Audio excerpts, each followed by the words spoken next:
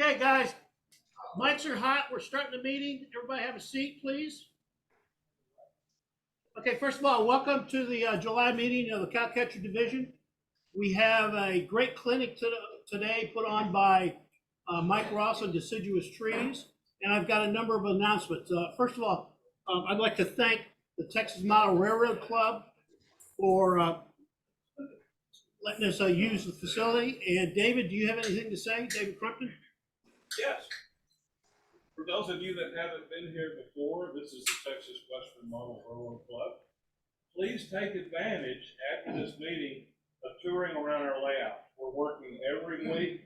You're going to see some new structures. You're going to see some new areas that are further along than they were a month ago. So please take a few minutes to see how we're doing. As you know, building a model railroad sometimes can be a slow process, but please take time to look around. If you have any questions, if you see somebody that's got a red hat on, they probably know enough to talk to you about what's on the layout. Thank you all for being here. Okay, thank you, David. You're welcome. Don't forget, everyone, we're going to have the second installment of our mystery tour. The mystery tour after this meeting. Also, there's a club member who has his house open, his layout open, and at the end of the meeting, we'll pass out the address of that club members, and he'll be open from the end of the meeting till about 2 o'clock, maybe 3 o'clock in the afternoon. So keep that in mind. A couple other announcements regarding the mystery tour club layouts. I've got 3 members who have volunteered their layouts for the open house. We went to Mike Ross's last month, and we got 2 other members for this meeting and the next meeting in August. Anybody, I'd like to have some more volunteers to see me after the meeting, and we'll schedule your layout for an appropriate month. Along the same lines, I'm the food and beverage manager for the convention, and I'm looking for 4 to 5 volunteers to help me with the food and beverage. It'll be at the banquet and Thursday during the day. It'll only be a couple-hour assignment, so if you are interested in volunteering, please see me after the meeting. In addition to that, David Crumpton is coordinating volunteers for all the convention, and David's looking for more people, more volunteers too. So see David after the meeting if you can't help me out and you'd rather help David out. You need help eating it? Is that what? No, not eating it, just collecting tickets and stuff like that. It's an easy assignment, I can tell you that. Okay. David Grine, our treasurer, is on vacation this month, but at the beginning of July, we had a $2,985 balance in the checking account. I'd also like now to ask our new members, or not new members, but visitors or new members to stand up, please, and let's introduce themselves. My name's Bill Mullen. And Bill, tell us a little bit about your layout. I'm friends with Chris, and he just invited me, so I'm just new and checking things out. Are you currently are you modeling a specific scale?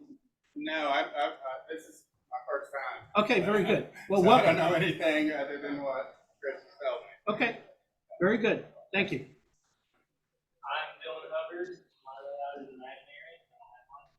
I have HO collection of, and I went to the Texas Western meeting the other day, and this is my first time at this.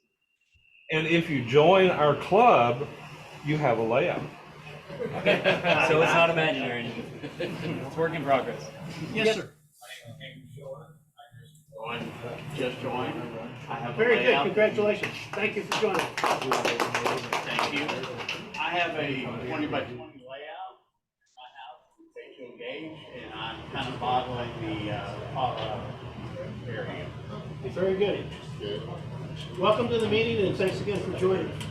Thank you. Yes, sir. I'm Mike Weiss. This is the second meeting here. I've been in Dallas for many years and moved to Las Cruces, New Mexico, where I had a layout You know, we moved back, that layout disappeared. So I've got cars and structures and no place to put them. I just look at helps other people. Cleveland Railroad Museum and exactly some of it's would help. HO. I modeled kind of the late 50s, early 60s Midwest around Ohio where I grew up. A lot of them places. Very good. Thank you. Okay.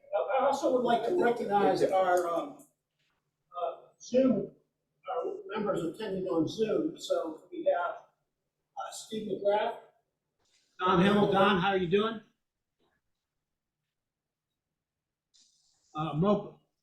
Yeah, David Coran, yeah. Mopac Pat, that's probably Pat McCarthy. R. Mangrum. And Marty McCoy. And is Hey, Mopac Pat is a guy in Mississippi. Never been here before. okay.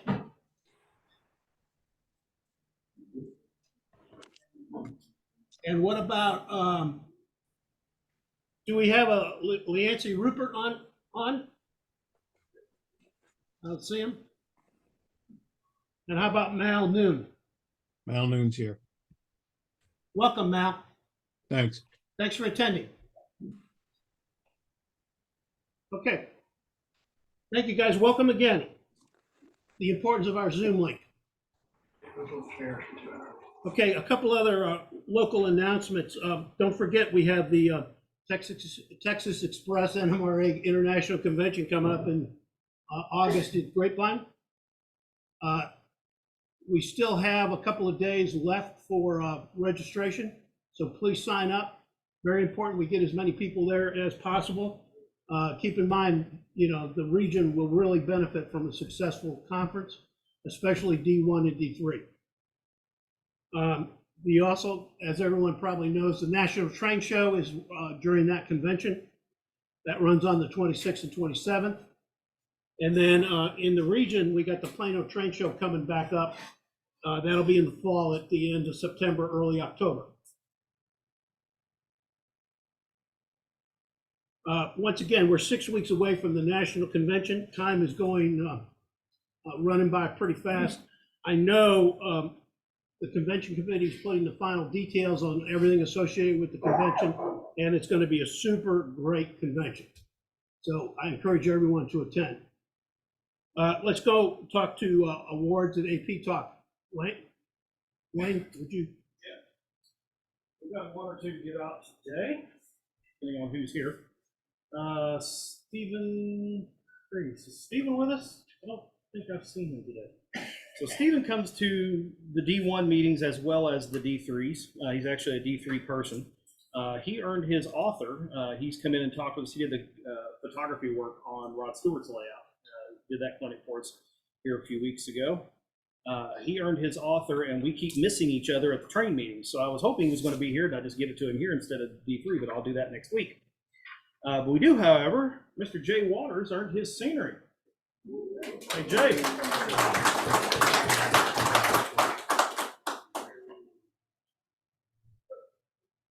So this is number 2? Yep. Cool. 5 more to go.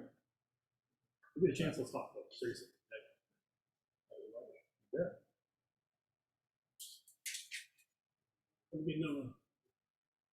So HO school. It's scenery, HON3. So he earned his scenery. The work's back here in the back. It is really nicely done. I would highly suggest everybody go take a look when they get a chance. So each month over this year, we have talked about the achievement program, bits and pieces of it. So for the folks who've never been to one of these meetings before or may not be familiar, the achievement program is a lot like Eagle Scout, the Boy Scouts. You work through the hobby. You get what they call a merit award for various models and things, and it breaks down the hobby into 11 different categories. You get 7 of the 11 and 1 out of each of the 4 categories. You become what they term a master model railroad. So as Jay just got with scenery, Each month this year, I've been breaking down parts and pieces of it, and this month we're going to talk about structures. Structures is a fun one to get. You got to build a certain number of structures. Half of them have to be scratch built.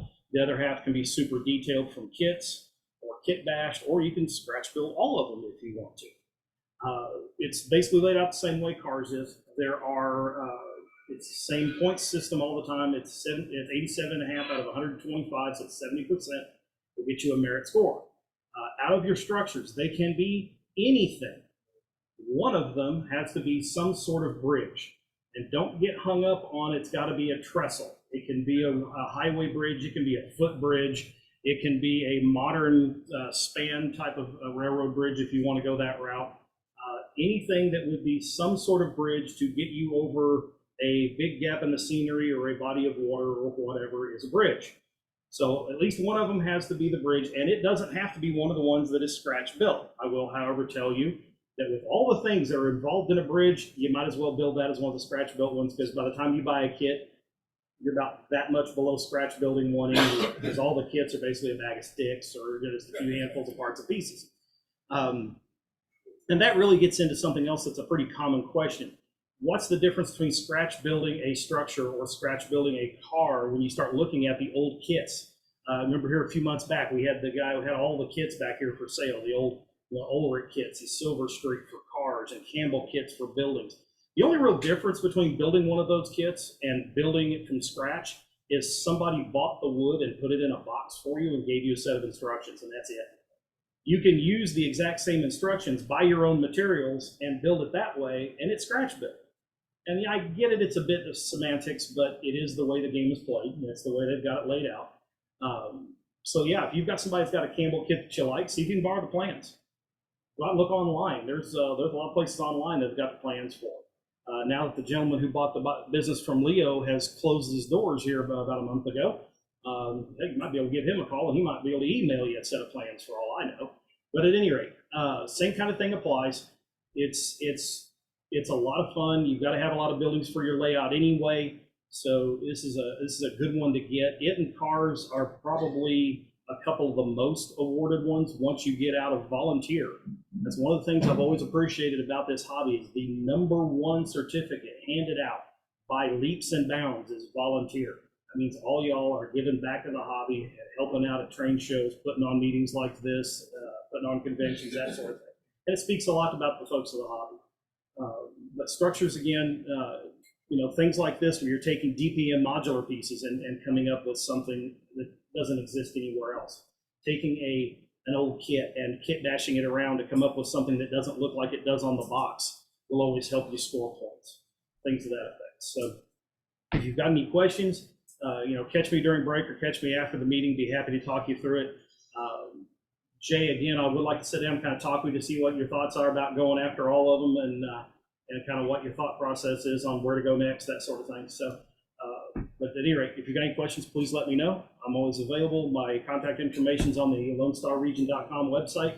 Scroll down past all the people with a vote, and I'm the first guy down there under the chairs for the achievement program. So hit me up.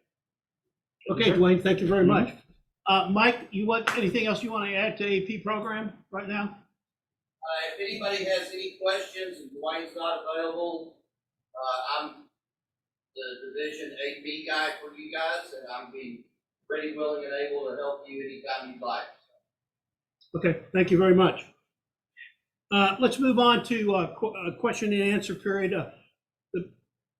What we want to do here is what's giving somebody a problem on their layout, and there's plenty of experts here in this room. If you've had an issue with something on your layout and you need some help, raise your hand. We'll be happy to answer the questions.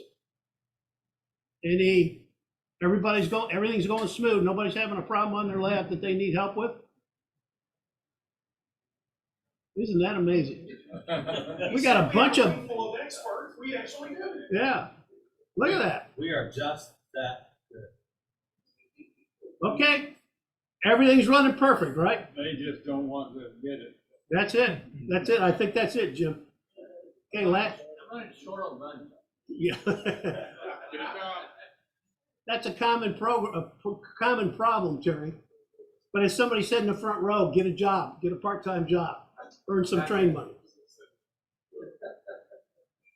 Okay, let's go into tips and tricks.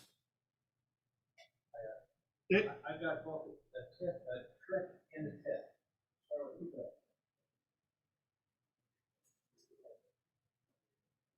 2 weeks ago, I had emptied some Tamiya spray paint into a jar. And painted with it.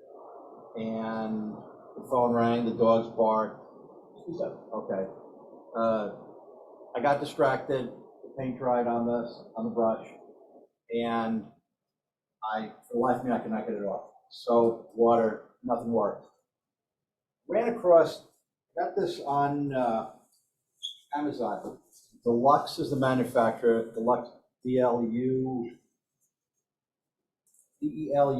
It's got an E at the end. Deluxe Brush Magic.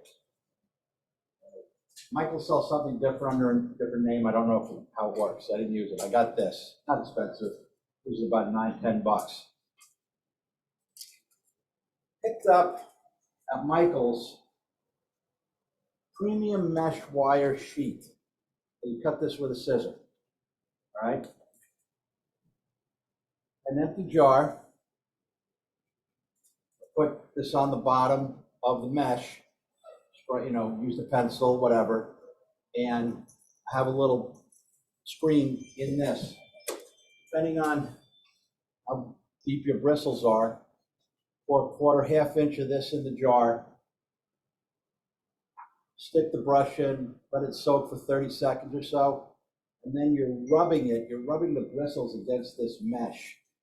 And I tell you what, in about 3 minutes, that brush looked brand new. I was blown away by how good this worked, how well this worked. It's Deluxe, P-E-L-U-X-E Brush Magic. All right, like I said, Michael sells something similar. Works on enamels, acrylics, house paint. I mean, try it on anything. But I think the real secret is using this wire mesh. It cuts very easily with a scissor. Got this at Michael's. It was like $3-4. What's that called?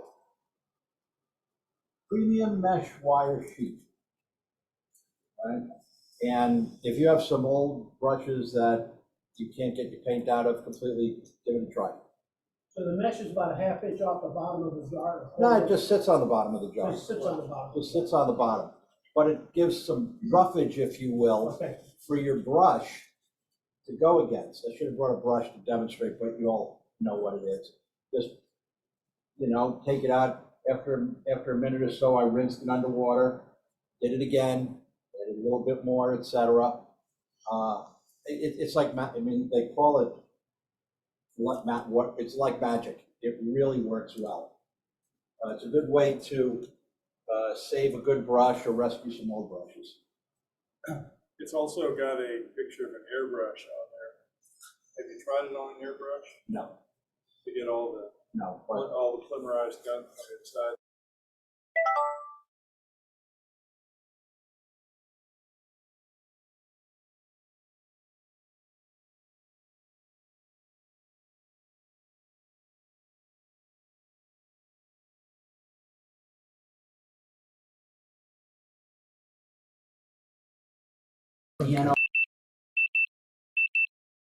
Really good, and it's not that expensive.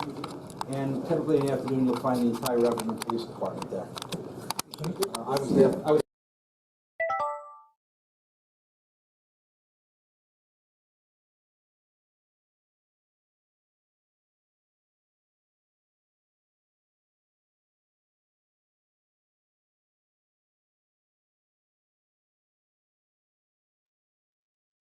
The audio's off.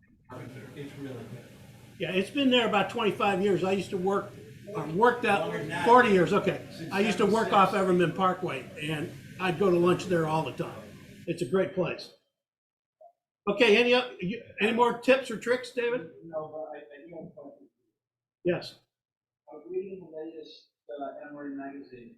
They don't have a city for the 26th or 27th National Convention. Has Lone Star considered Muslim again? No. No. No. I was just curious. Wayne, when was the last time Lone Star Region hosted a convention? We've only gone once before, down in Houston, back in the 80s, 34 years ago. Okay, 34 years ago. So it'll be a few years before we do another one, I think. In other words, none of us will be here. Well, it depends. Let's hope so. And a hurricane made landfall. Wayne? One other thing to add on is just cleaning brushes.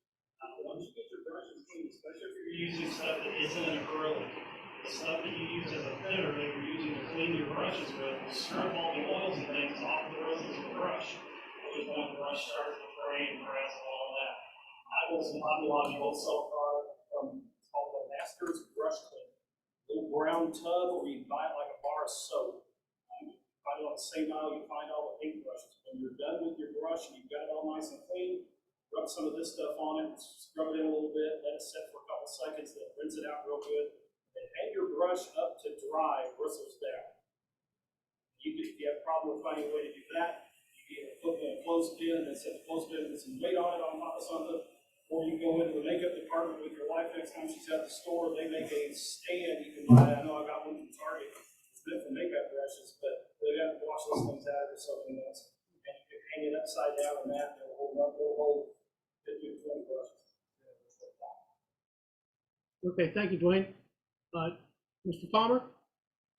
Yeah, adding on to what Dwayne was saying, the other things you can do if you want to do take care of your brush. Most of us in here who have less hair than others don't use hair conditioners, but my guess is that your wife probably does.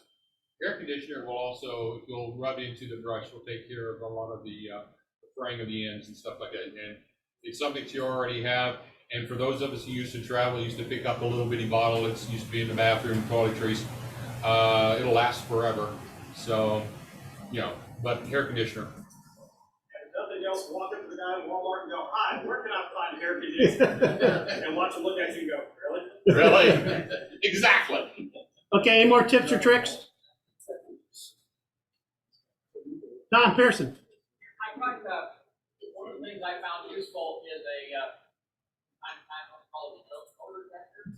NCE makes a relatively inexpensive one, or they used to. And I just typically mounted it on a piece of plastic, added a motor, because most motors require a motor to be able to read them. And then it's got a place to plug in the 9-pin thing, it's got a place to plug in an 8-pin. The newer ones are made by Sound. They cost more. They also have the ability to plug in one of the new 21-pin things. One of the things that you used to be able to buy, and I'm not sure if the trend is over, it's not around anymore.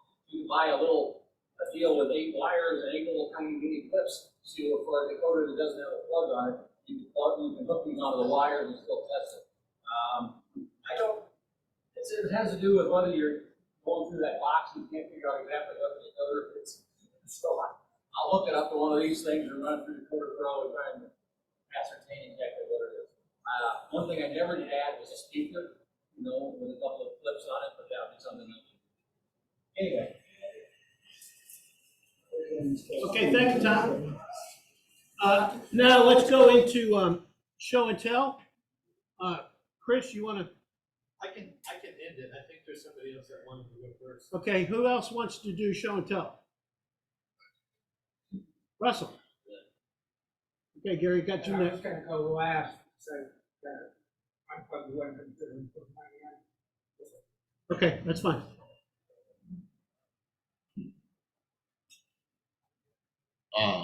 Dwayne was talking earlier about the kits, old school kits, this little bell kit. With piece right, you open it up, there's 9,403 pieces in there. And Hey, Russell, speak up a little bit. Speak up a little bit, I'm gonna blow you all out. Anyway, blueprints, they are for sale. No, this is how the print you get with a little bell kit. And it's not enough, but it's enough to build a scratch off of. So I decided to do a cow car for whatever reason. And It's an old truss car, so you have to build all the truss rods. Yeah, so like that, you kind of see it from the bottom. Dark, Can't see much. kind of dark. Anyway, they're a highly detailed kit. Doing this one has the air lines, the air tanks, the cylinders, the chains, everything in the world on it. Building all this in. Does that help? Does that help? Not really. Okay.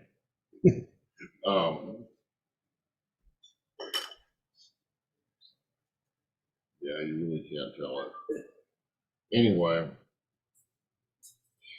look at it later. But getting all the rods, cranks, belt cranks, and all that put in there is time consuming. It's not hard. It's just got to be very patient with it.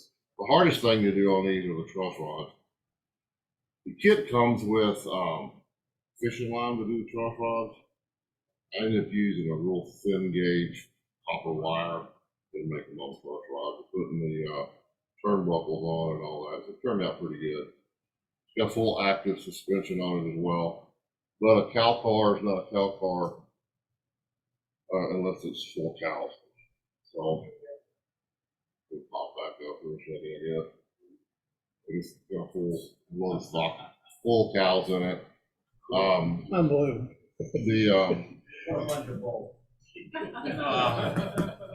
The doors do work. You gotta be very careful with it, but the doors do open and close on it. Back and forth on both sides. The indoors, they did work, and they kept falling off, so I glued them in place. This has drive transfer decals on it. If you've ever messed with drive transfer decals or not. Backwards, isn't it? Luckily, I had an extra set because half of them would end up in my fingers. So I kind of figured out how to lay them out there, and I would take them in place, and I would use end of a paintbrush and slowly just kind of work it in. Be very careful because the wood on it's not hard to break it. But going in doing all the individual pieces and then trying to weather it up where it looked like an old working Denver Burlington route car, it takes a while. Got probably 50, 60 hours in building the car. The trick on these that I've learned building the wood cars is, of course, you build the chassis first, but then you got to set the box on it. It's test fit about several times to make them get it good square. And it's just being patient with it, taking your time. And I would end up doing a side and a corner end piece, getting it glued square, to come back and make the other piece and put it together, two halves. And then supporting it up with some heavy weights and squares to get it squared. It still didn't fit right. I mean, still got to go in and do a little filing here and there to make it fit right. And the doors, the kit, they've got these, they look like railroad spike nails, and that's what they use for the guides for the doors. But you have to get those dead nuts on to get the doors to operate properly. But the reason I wanted to build one like this to begin with is now I know how it goes together, and now I can do a scratch one. So it's going to be with my cars. I've got, I don't know, 10 or 15 cars already built, but I don't have all the specific ones where I have to get the AP yet. But I'm trying to, I want to get into more, everything I want to do is scratch build. And from what I, like the building, the engine house I brought up, classified as scratch build, it's probably got 700 individual pieces in it, even though I used 4 walls for the kit. Everything else is scratch. So what I found is, for me personally, is that I can add a lot of extra detail when I'm scratch building when I can't with a kit. I mean, I don't think it makes sense, but it seems like I could go in and do a little bit more because I'm not restricted to what they're giving me in the box. So anyway, that's it. Okay, thank you, Russell. Very nice. Okay, Chris? So some of you guys saw my demonstration before. This is kind of 2.0 on steroids. And I'm just going to show a few things up here, but after the meeting, you guys can come up, we can chat a little bit about it if you're interested in it. But what I'm going to show you today is the sound modules for the background industries. And each board has an SD card that you can create your own sound modules on. You got a left and right channel, just like you do in stereo. So each board will handle up to 2 industries. And I'm going to go ahead and give you a demo right now of a logging operation that's going on. The first thing that you're going to hear is a train backing up with its log cars and then unchaining everything and then dumping it off into the pond before it leaves. And then you're going to hear an in the field log operation.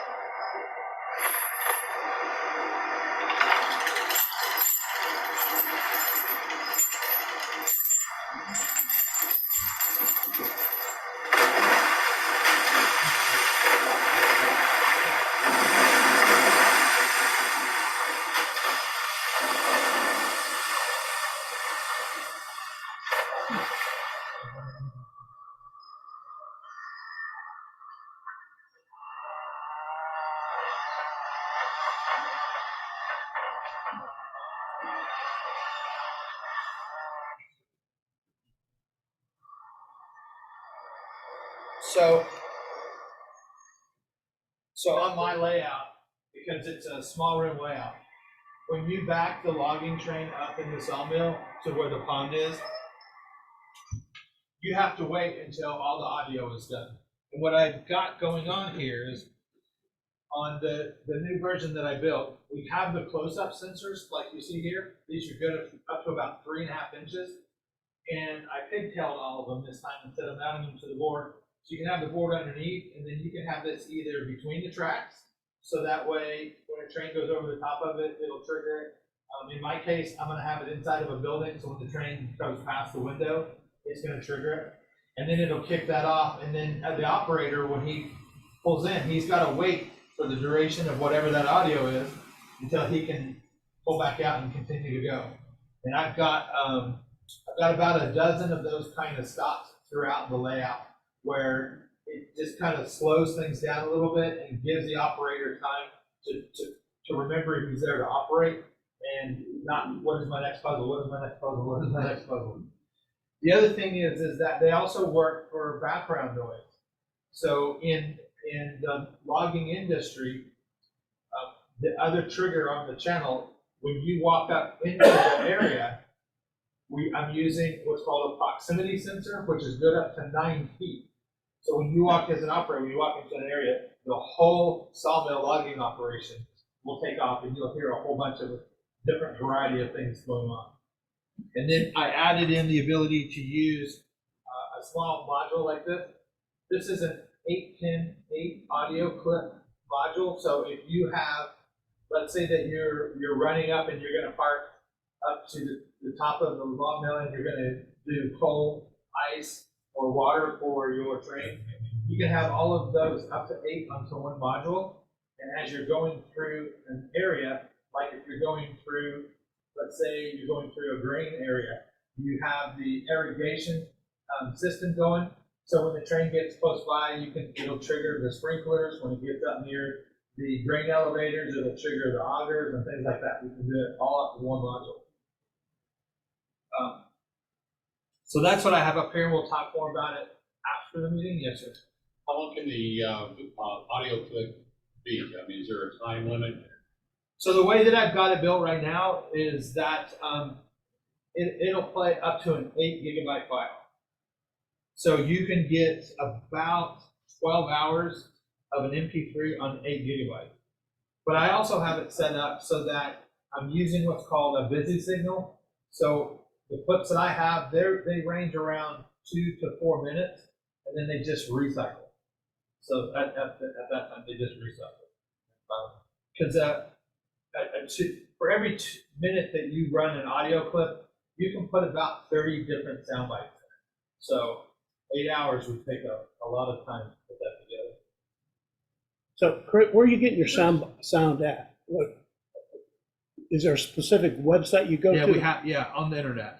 There's a ton of different places. My business has an account with Epidemic Sound, so I have music, sound bites, and things like that. Pond 5 is a good place to get them, but there's a ton of places on the internet that's free, and you can get all kinds of crazy stuff. And then you just start laying them together. That short bit that you heard there, just the water dumping into the pond, there's 19 different splashes in it. And I just mix them together on the timeline and just let it go. Okay. But the each board is sensitive to what kind of trigger you have.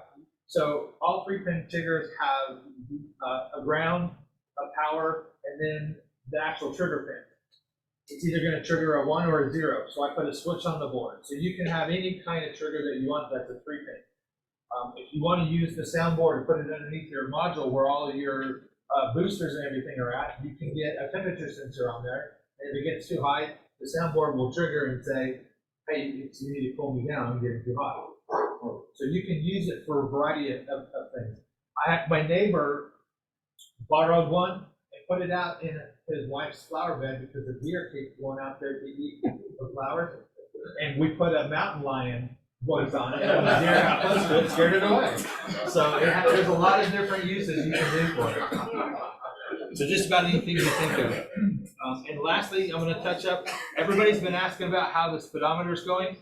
So I have a photo board up here of the speedometer that's complete. It's missing one software component, and that is the ability to switch through the different scales. So if you're interested in the speedometer, I have all the code for switching the scales over here, and I'll show you what I did. All I have to do is just add it to that, and then it'll be done. The one thing I did for the scales is I wasn't satisfied with having to turn it on and then switch to whatever scale I wanted every single time. So I found out online that the Adrenos have EEPROM or flash memory, and I learned how to store the setting into flash memory. So even if you unplug it, reset it, or reboot it, it will always go back to that setting that you have. So that way, if you select HO, and it's good for Z through G, HO, Z, N, HO, O, all the way up to G. So there's 6 different scales in there, and there's just a push button that you scroll through, and it'll show you on the display which one that you're at. Why would the sounds be scale specific? The sounds? Are we talking about sounds? No, sir. I'm talking about speedometer. the speedometer or speed matching board. I missed that. This is the golden nugget that everybody's waiting for. And to that end, there's one class left at the national. There's one spot left at the National Convention. I am doing the speedometer as an adrenal clinic there on Saturday morning. It's a 2-hour clinic. You will be building it on a breadboard. I will be bringing you all of your parts. It's $32 to take the class. The speedometer is going to run about $80 when I'm done because the amount of time that I have invested in it. So if you want a speedometer and you want to get it for $50 off, your best bet is to show up to the class and take that last spot. There's just one left. So there's only 10 of us in this, so it's going to be a nice point. We're going to be able to really dig into what it's doing and why it's doing it. Any questions? Okay. Chris, thank you very much. Joe? It's been 6 months since I started my layout, so I thought I'd give you an update of where I'm at. And I'm kind of at the point of not laying any more track until after the convention, instead doing some wiring, getting a little bit of scenery done. So I'd like to share kind of where I'm at currently. I'm modeling Southern Pacific and then Northern California, Sacramento Valley. I'm a prototype modeler. I model 1926.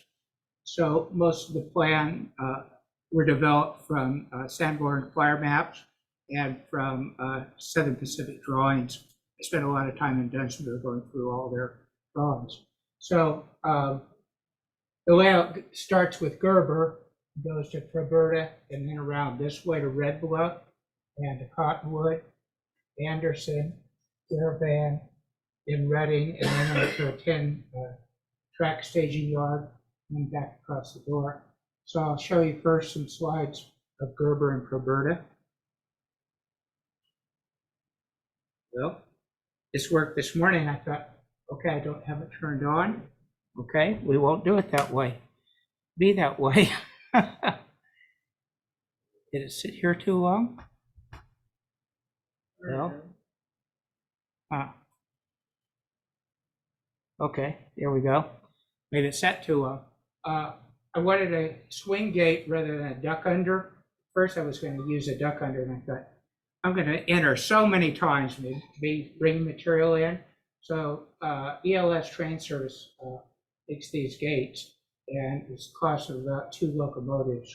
So, but it was well worth it, in my opinion, to have. So, and then staging is going to be back in this area, but it's not, that track won't get done until after the convention.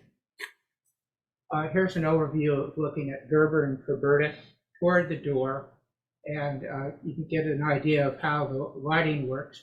That was a major thing that we started in January. My brother came out from California and helped me hang all the valances, and then after that I put LED lights in. And that's the only thing lighting the layout are these LED high intensity strips. So, whoops, wrong way. Now it's working. So there's Gerber. All the switches are fast tracks, and I normally build a group of 2 or 3 switches at a time, 3 where it's possible, and that way things flow better. It's code 70 rail and a micro-engineering rail. This is the Gerber Y. They didn't have a turntable in Gerber. The mallees were too long at that time anyway, so they had a Y, and I couldn't put it where it would actually be. It would actually come off this track and this track and out in the middle of the field out there.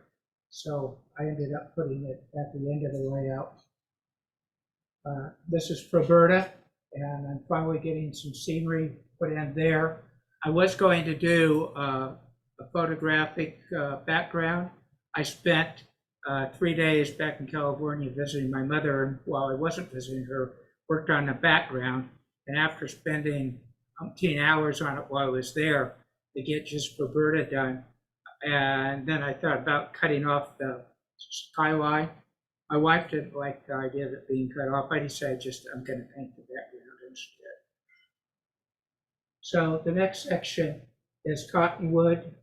It comes around to Red Bluff and then Cottonwood. The orange areas are parts that are not connected yet. There will be bridges here. This I had a scratch-built bridge that actually exists, and I had it sitting there to see how it looked. And I picked up a board, I knocked it off. So now I get to re-scratch build it. Lucky me. So anyway, moving to Red Bluff. This is Red Bluff.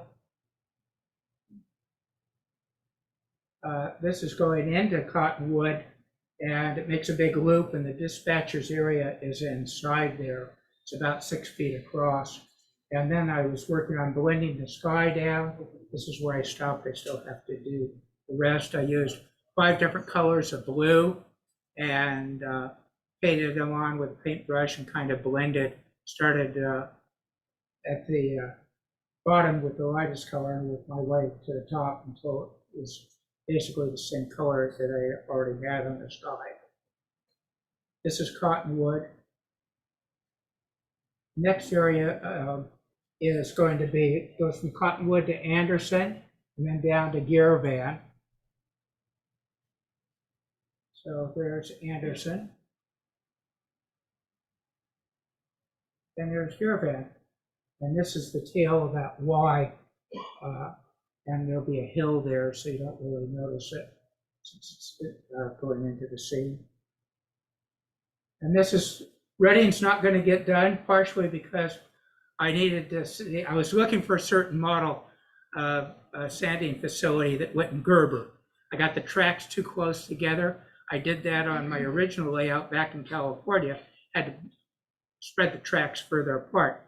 Well, because I used that track plan, just made modifications, I still had it too close together. So I fixed it. And of course, I was going through boxes looking for that particular model, and 5 boxes in, I finally found that model. I still have a couple more boxes of structures that I haven't moved yet. So I have all these sitting where Reading's going to be. If I have time before the convention, I may move those to other places on the layout and then get the Reading track work done. And anyway, I'm working on wiring and cedering now, and I'll be open for LD SIG tour between 3 and 9 on Wednesday. I tried to see what it costs to join the LD SIG, because I like to be really push membership. And the website is not user friendly. It doesn't tell you what it costs to join. You have to fill out all the information first, and then you'll get the amount. And I was hustling to get this done this morning. I didn't have time to figure it out. Anyway, that's where I'm at. Some of you follow my blog, southernpacificlayout.com, and I've been updating it every few days. Electrical is not as exciting, so there's probably not going to be as many entries on it. So anyway, that's 6 months work, getting there. Hey, Gary, thank you. Okay, thank you, Gary. Let's take it's about 10:45. Let's take about a 10-minute break, and then we'll get our clinic set up. Before we take a break, I want to remind everybody, please feed the refreshment fund in the back room when you get your donuts and coffee. Thank you very much. We'll see you in about 10 minutes.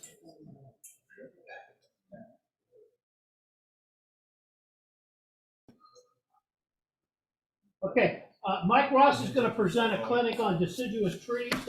He gave me a personal lesson a couple of months ago, and I'll tell you the results were outstanding. So it's a great clinic, and I'll turn it over to Mike. Okay, thanks. I'm going to try to speak up, and hopefully folks in the back can hear. Or if it's not interesting, I'll turn the volume down a little bit. You know, everyone that's built a layout or should build a layout knows that you get some basic bench work done, and then you lay some track on it, and it's just, you know, you marvel right there watching a train going back and forth. And then hesitate to stop at that stage. You add some scenery to it, and things come alive. I'm sure everyone here that's had a layout or worked on the club layout knows what that experience is. Scenery, on one hand, looks easy. On the other hand, it's very difficult. You know, that you build a car, you look at all those beautiful cars that David brought in the back, all the right angles are correct. He doesn't have any crooked cars there. But there are no right angles, there are no straight lines in scenery. And on one hand, that's an advantage because weathering and scenery covers up all sorts of mistakes. But on the other hand, it's hard to make it realistic. And there are things in scenery that are really hard to do. For example, the color of concrete that's been weathered, hard to duplicate that. Or the color of tree bark. I mean, just think of how hard that is. Or trees themselves. Trees are supposed to be airy and see-through and almost, you know, you watch the branches wave in the breeze. I want to start, first of all, let you know that this is sort of my practice for the clinic that I'm supposed to give at the National. So I'm open to all sorts of constructive criticism, and hopefully you'll give me your comments. I want to start with a poem that we all, or most of us, had to memorize when we were in grade school. So if you remember it, you know, speak up and say it with me. It's the Joyce Kilmer poem that was first published in 1913, and I think you'll remember it. I think that I shall never see a poem as lovely as a tree. Remember this? A tree whose hungry mouth is pressed against the earth's sweet flowing breast. A tree that looks at God all day and lifts her leafy arms to pray. A tree that may in summer wear a nest of robins in her hair. upon whose bosom rain has lain, who intimately lives with rain. Poems are made by fools like me, but only God can make a tree. Are we supposed to call you God? No, sir, I'll tell you, I'm coming to that. There's only one God here, and if you visited the Never Done layout, you'll know who it is. So that poem has led to sort of innumerable parodies. Ogden Nash, the famous poet, said, "I think that I shall never see a billboard as lovely as a tree.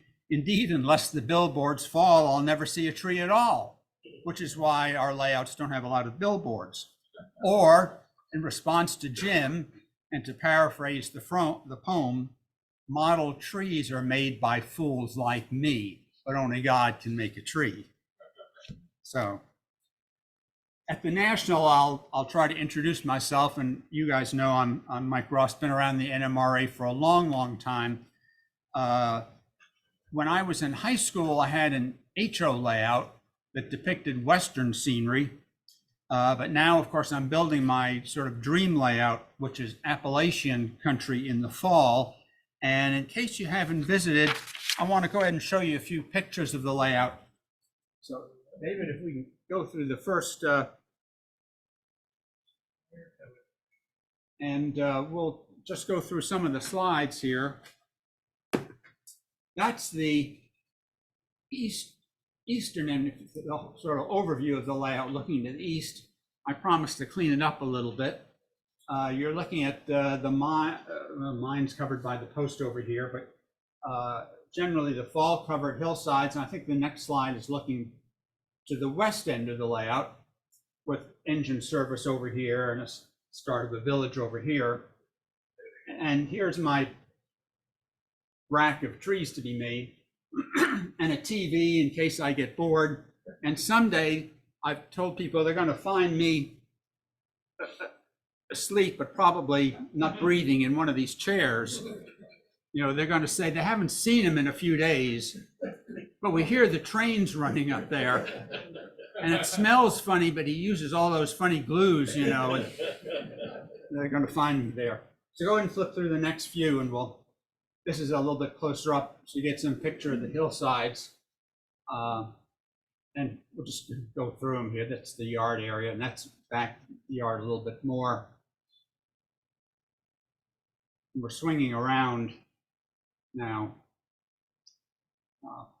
These are the miners' cabins for and you can see here's aspen trees, which are occasionally seen in Appalachia, but only at higher altitudes. Keep going.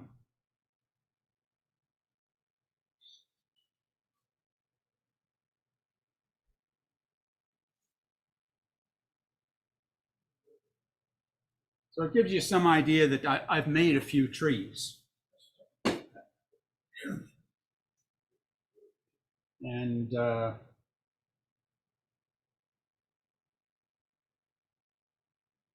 we'll stop at that one for a moment. So Appalachian trees are characterized by a real remarkable biodiversity. They're only comparable or comparable temperate climate forests are in central China, Japan, North-South Island, and the Caucasus in Russia, because these mountain ranges run north and south, and as the ice ages came and went, the species migrated back and forth, and so you got a lot of diversity. So my goal was to create sort of the sense of that Appalachian scenery with lots of trees at low cost. I'm shooting for $1 or less per tree that are reasonably good looking. I'm not an expert on trees. There are plenty of people that will say, well, that's not a maple or that's not a this. But the overall sense is what I'm looking for, and it satisfies me and it's my layout. So, and yes, there are everything from sugar maples to beech to hemlock, poplar trees. You know, the variety of oak trees, basswood, you know, hickory, all those type of trees. You know, there's only so much time and only so much money. Now, if you want, there's Cole in the back. He glues on the individual. He's hiding there. the individual spikes of his pine trees. I haven't gone that far. There's the classic tree is the puffball tree, and I've, try as I might, have not been successful making puffball trees. I never really liked them. It's hard to get the different fall colors. Maybe one of you can help me, but again, we're looking for that airy overall effect. So what I'm going to cover for you here is the materials I've used, how to use the super tree material from Scenic Express, the various tree armatures, how to cover them, and then I'm going to cover some cheap imported trees from China and other types of material. So let me tell you something about the materials you need. The first thing you need is you need some stone, whether it's real or from a mold. And the reason you need stone is where you've got stone and outcroppings, you don't have to put trees. You're gonna be making enough trees as it is, so get some stone. Second thing you need is some cheap foam boards to put your trees in and a nail to punch holes in it. And any trees we make today, we're going to donate to the club.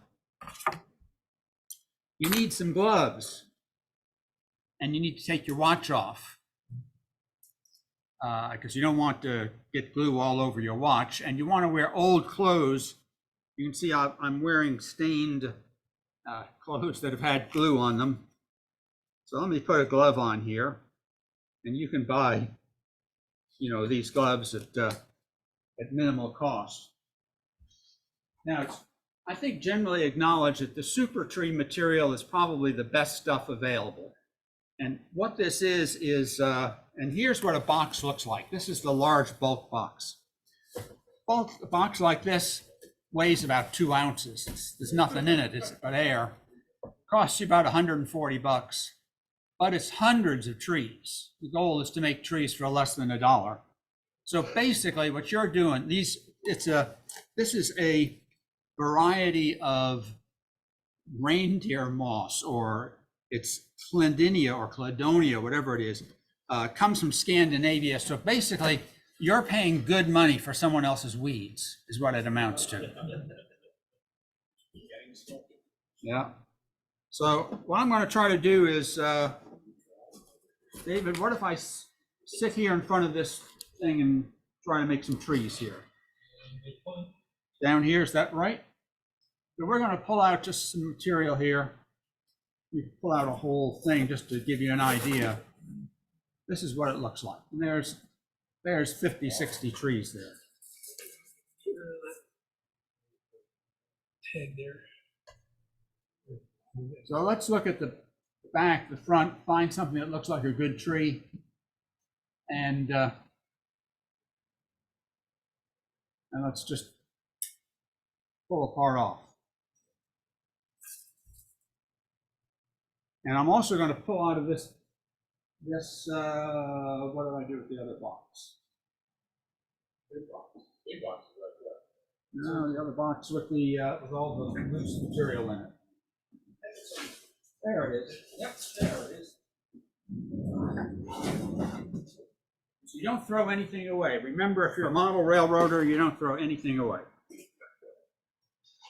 So the first thing you do is,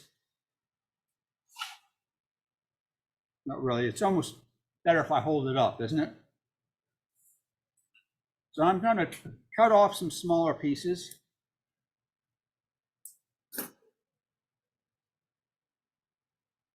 And that's the start of a decent tree. And the first thing you want to do is pull out some of these smaller leaves.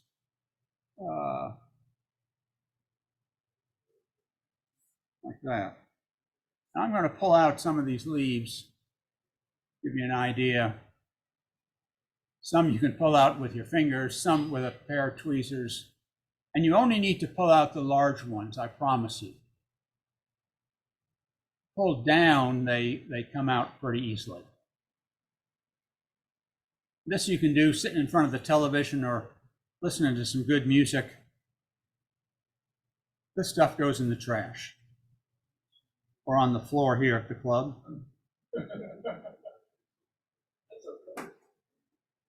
Now you can see that's not a bad looking tree, except the tip is curved. So what I'm going to do is simply cut the top off. Like the first step, is that just to kind of thin it out a little bit? What I'm doing is just forming a tree. And that's not a bad tree. I'm just going to put some trees over here. We're going to make 2 or 3 trees. All this material that you cut off, save it. And I'll show you why later.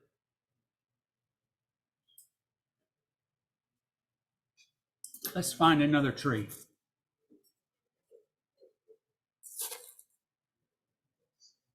There you go. How about that for a tree?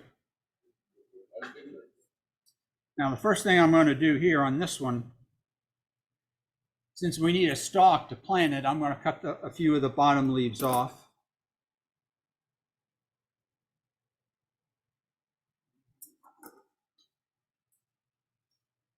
Going through this quickly for you here. We'll do it before we can get a good shot.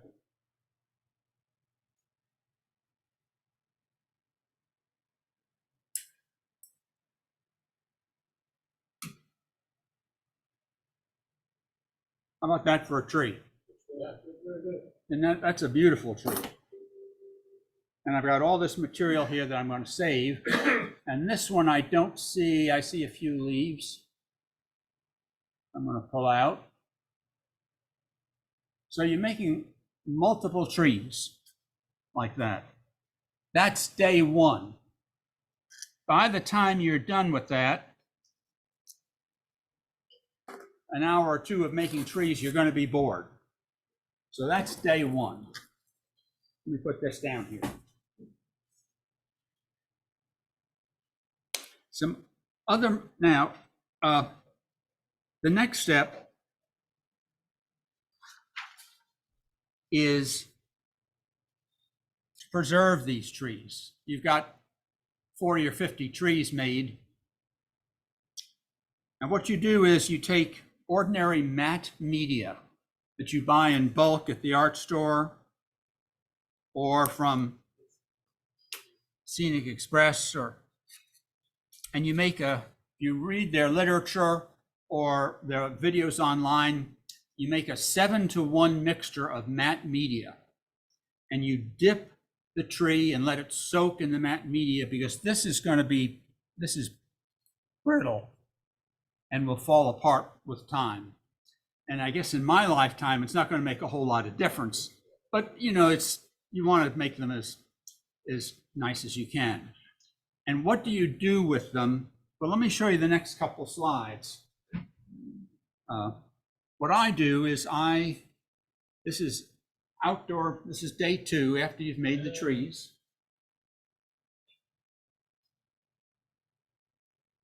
Go to I think it's the next one after, and the next, there you go. What I do is I have 4 dozen wooden clothespins, and I run a line across my driveway, and I soak each tree a couple of minutes, 2-3 minutes, in a bucket of 7-to-1 matte media, and I hang them out. This is, of course, summer activity. You flip to the next one. There's more. And by the time you've used up your 48 clothespins, again, you're tired and you're exhausted and you're hot and sweaty and you stink, and you're done for that day. So we can switch off. Yeah. Is that 7 parts water, 1 part magnesium? Yes, sir. Correct. Correct. The next, so that's day 2. Hey, Mike? Yes, sir. The Zoom people are requesting you use the camera 4 so they can see the trees close up. Camera 4. That's the desk one with the display. Okay. Any close-up work, they would ask to do that. Okay. It's easier to see. Okay. So we're going on to day 3.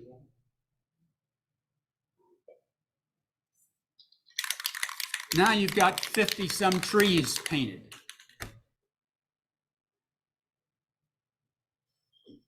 here I've got a box of trees that have already been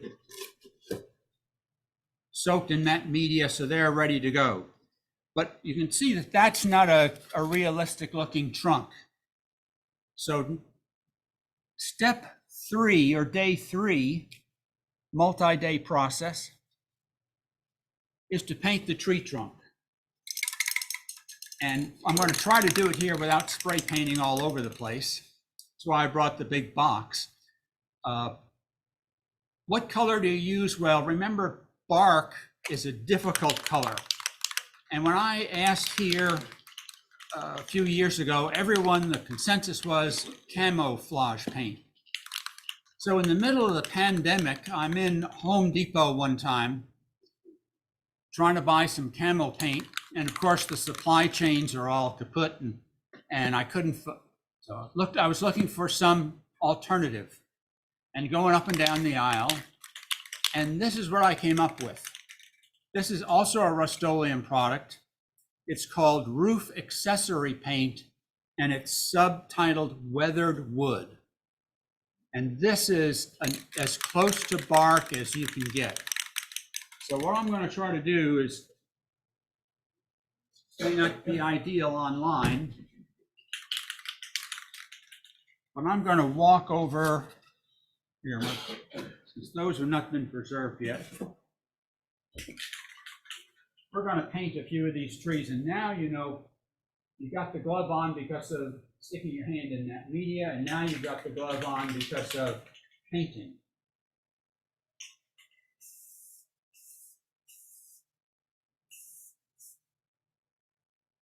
Now look at that. You don't have to get every branch covered. You just want to get the tree trunk and the major branches. Let's cover a few more. By the way, you'll hear, if you look at the Scenic Express website on making trees, it says you hang your trees upside down with a weight and that will straighten them. Time's too short to do that. It doesn't work that well. What you can do is take a low wattage soldering iron and heat up the convex side, and you can very gradually straighten them out. That will work. There's a lot of curved trees in the forest, though. There's a lot of curved trees in the forest. And the other thing you can do, and I do it all the time, if it's curved, I just plant them on the hillside that way. Mike, where did you get your camo paint in that type? I know Home Depot and Lowe's has got very, very thin about stocking the Rust-Oleum camos. I got this one at the Home Depot in Fort Worth, and when they didn't have one, I asked them, and there was a box of 10 of them up on the shelf. Camo paint's a great paint for a lot of it. So that's day 3 of your multi-day process. That didn't take too long. Hey, Mike, will you put those trees under the camera so the online people can? I can do that, sure.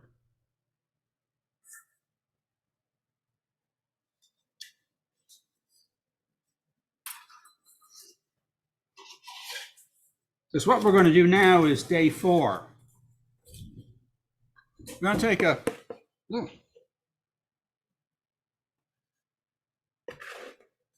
take an ordinary plastic dish that you saved.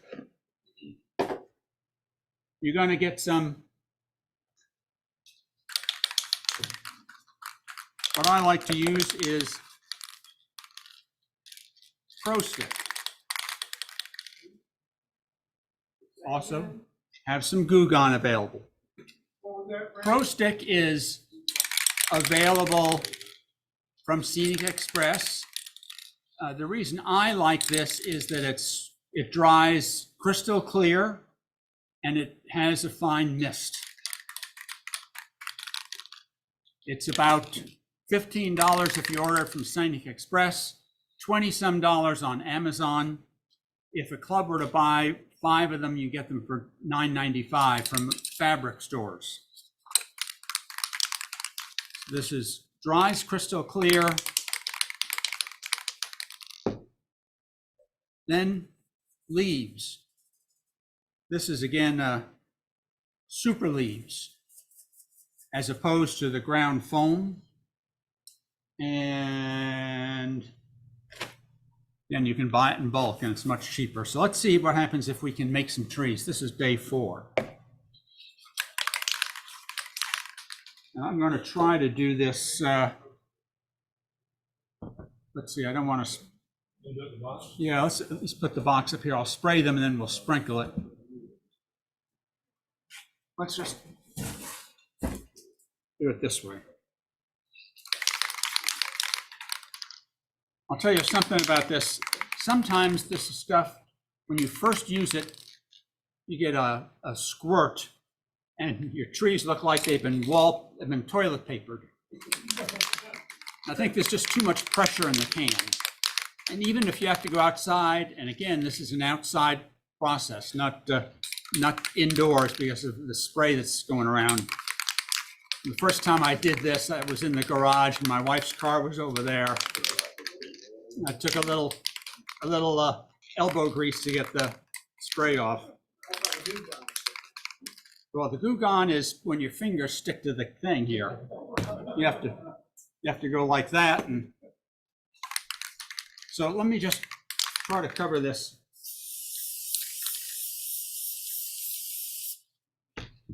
And here, let's see how this does under the.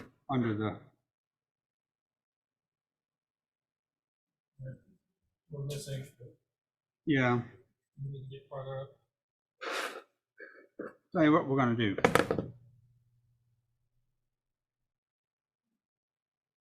Like, how long does that stuff stay tacky? Very short period of time. Now, how about that for a tree? Not bad. It looks good. Doesn't that look Like good? a tree. Now I always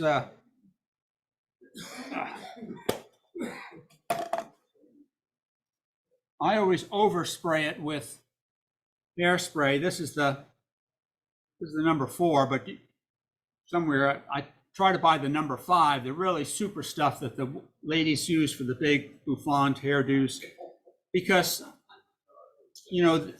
there's some of the leaves stick and then some fell on the other leaf. So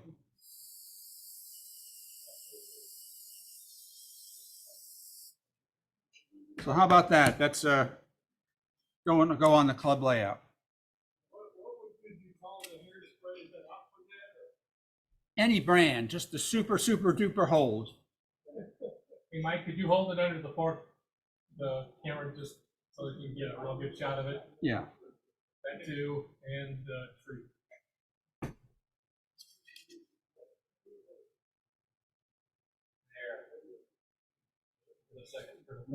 And you can sort of, even there, you can see right through the tree. I'm going to try to make a few more here from the trees that we've already painted. Now I've heard of people that use hairspray. I've heard of people that use Aleene's. They have a spray adhesive. There are people that dip this in the matte media. There's no one way to make trees. It's only, this is the way I've done it and I've gotten used to doing it. So,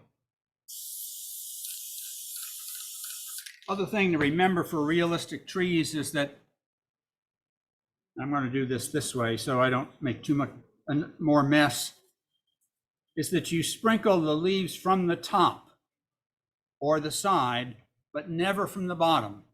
You look at trees, deciduous trees, you get up by the trunk and you look in and they're kind of a hollow bowl. Am I right?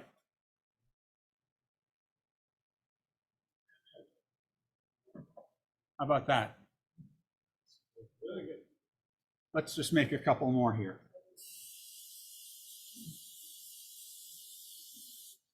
Mike?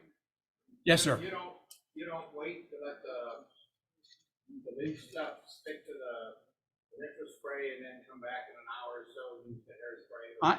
I could. I've not done it. Maybe I've done it wrong, but I'm trying to make a lot of trees quickly. you haven't experienced blowing off the leaf stuff with the top spray? Negative, no. And if few of them break off, you still have the general effect.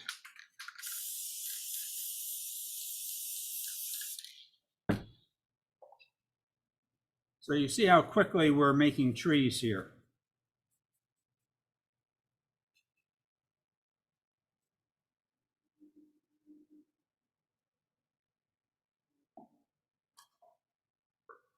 Overspray it. Some trees, like this one, if you're up close, it looks better that way than this way. So that's the way you plan it on your layout. Hey, Mike, could you hold that underneath the camera? So people can see it? So it looks better that way. The back of the tree is not as natural as the front of the tree. Now, will you use multicolored different shades of leaves on the same tree? Negative. Okay. I was just about to say, you saw in the pictures for fall colors, you can buy super leaves in a variety of colors.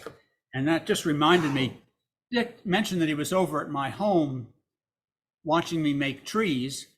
And when we were painting the tree trunk color, he didn't realize someone took a picture. Let's put that cartoon up. Maybe if you can. This is a picture you didn't realize we took this picture here. That goes back one, I think. There, can you read that?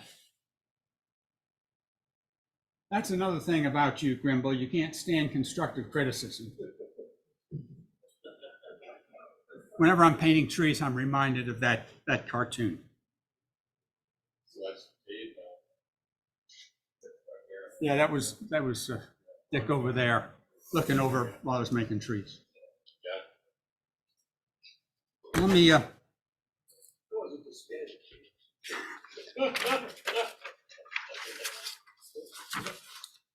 Now there are just to give you an idea, there are other ways to make trees. For example, you can use the woodland scenic armatures.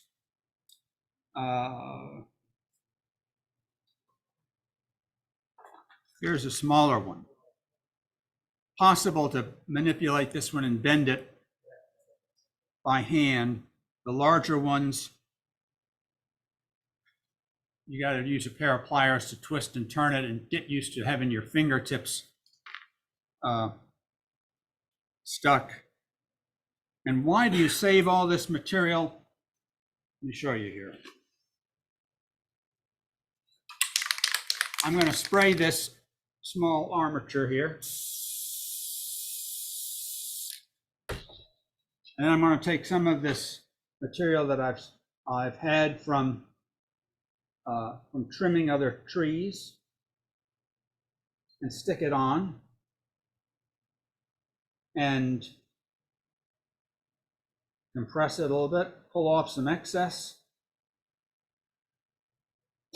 spray again.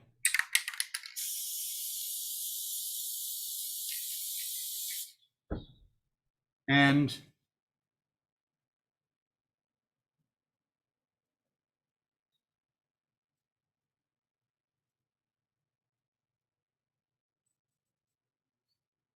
not a bad looking tree. Mike? Yes, sir. In real life, if you spray the armature with that paint, it's not living ground, it's lovely. Yeah, that's a comment people have made before, and I have done that sometimes.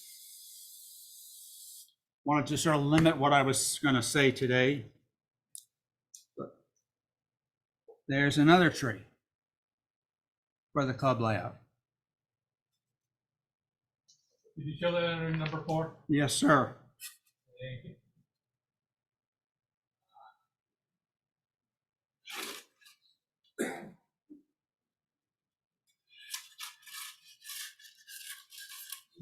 Mike, what's nice about that, you just pretty much use scraps to make that. Exactly. You can also use sticks. There are some natural materials. How about crepe myrtle? crepe myrtle branches are reasonable in this area. If you can't, what's the stuff that you get up in the Midwest? Sedum? Autumn sedum. But there's another that makes armatures. Sagebrush, right. So this is another option to make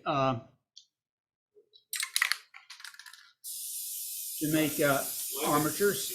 Mike, if you're going to use natural branches like that, would you still use your 7-to-1 mixture to help preserve them, or is that necessary?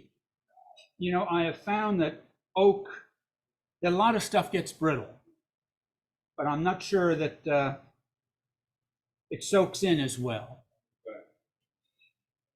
The crepe myrtle, by the time you get to put the hairspray on it, It's there, okay. Okay, good. So here, let's put leaves on this tree.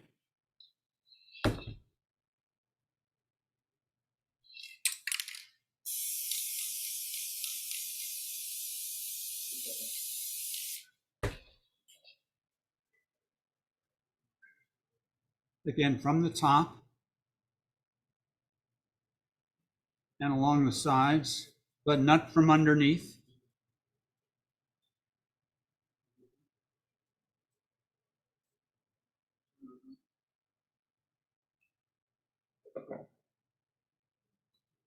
And some fixative on it.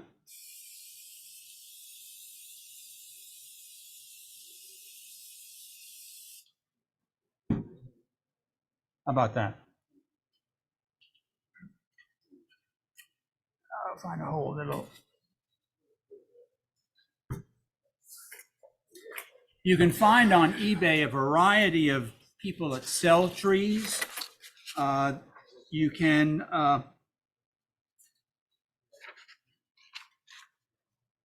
there are other options. You can buy trees from China. Here's a box of, I think, 40 or 50 trees, and they cost you $20. And yes, they are kind of toy-like. They think it's kind of neat to put lighter colored green on the top. They kind of open. So what I've done with these, and you saw some of them on the layout,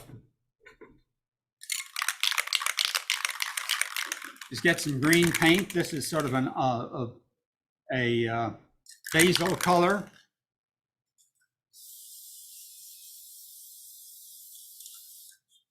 Spray it. Let the spray dry. I'm going to go right ahead and cover this one with, normally I would take a little bit longer.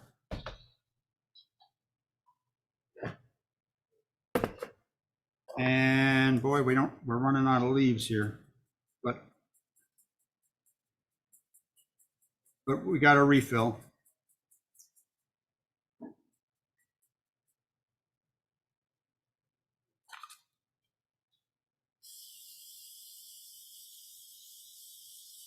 And there's a quick and dirty tree. May not be the foreground tree, but it works. It'll fill places. You can see it's not quite as realistic.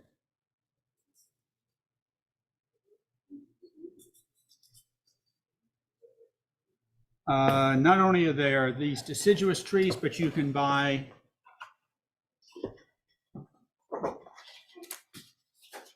pine trees, same way.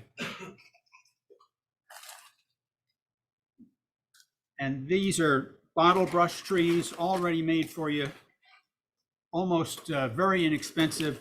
Spray them, add leaves to them. I usually use a duller green for those trees. I think it was $22 for 40 some trees. So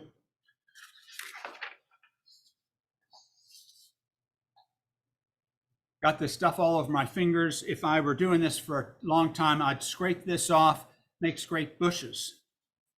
You can also buy packages of trees like this from a different vendor. Some of them are big trees, some of them are small trees. Again, they're kind of shiny, but spray them, put your leaves on them. They're background trees, you get the effective distance, or plant them in their bushes. They're useful in the foreground. And so I'll leave you with some advice from a tree. So stand tall and proud, go out on a limb, remember your roots, drink plenty of water, be content with your natural beauty, and enjoy your layout. Thanks. Save all the material. That's what this is for. Well done, Mike. Thank you, Mike Ross. Very good. Very good. I'll even help clean up. No, you can't do that. Okay, so now for the reveal on the magical mystery tour. And John Garfield, you want to get up here and talk about your layout a little bit?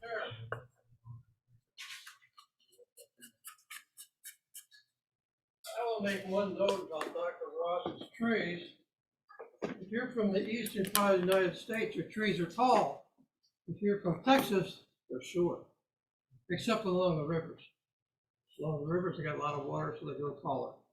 Just a little note. My railroad is a foreign railroad for this area anyways. It's the Erie Railroad.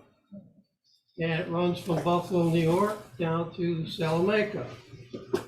The original railroad for Erie ran from Lake Erie at Dunkirk down to Salamanca, and then it crossed over to Fort Jarvis in New York City.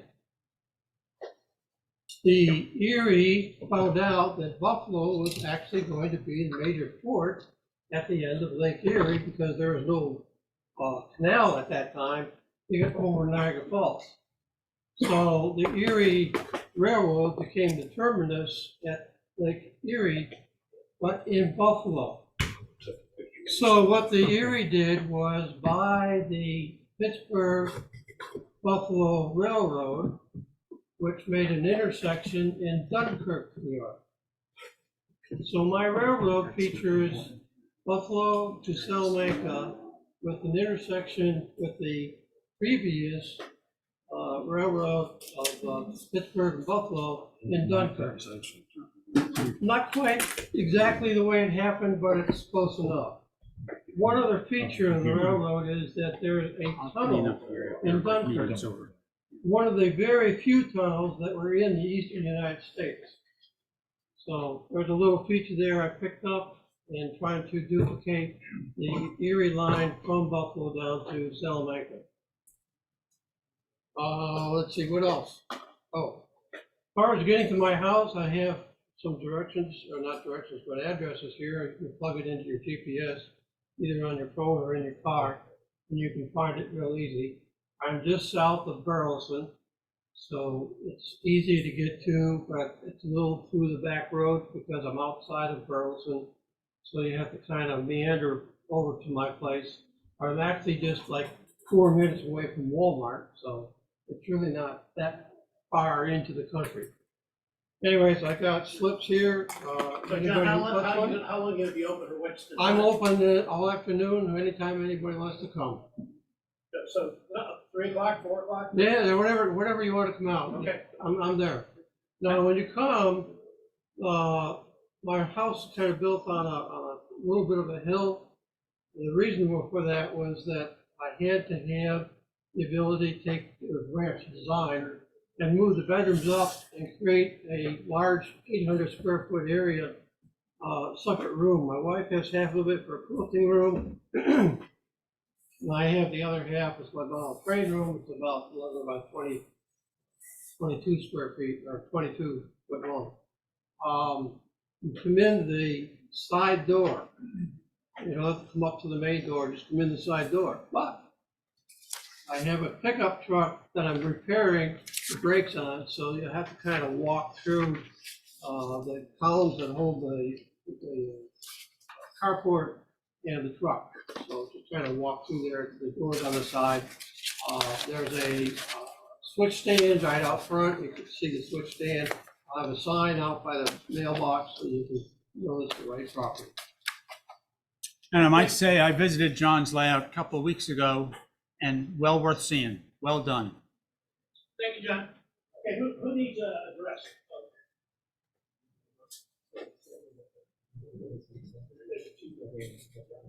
I'd also like to mention his layout includes two industries that both of my grandfathers worked in.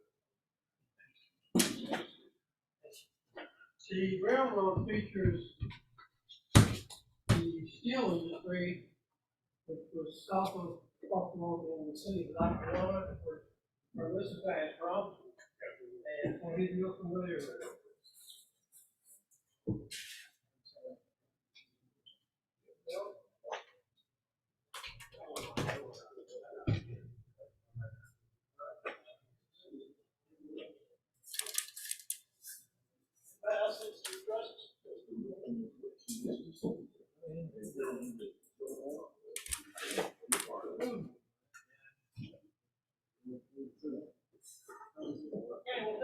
I suggest we leave these cans out for a few minutes. I didn't think so, but I just wanted to check and make sure.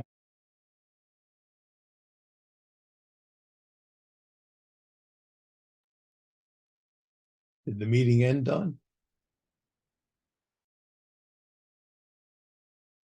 Yeah.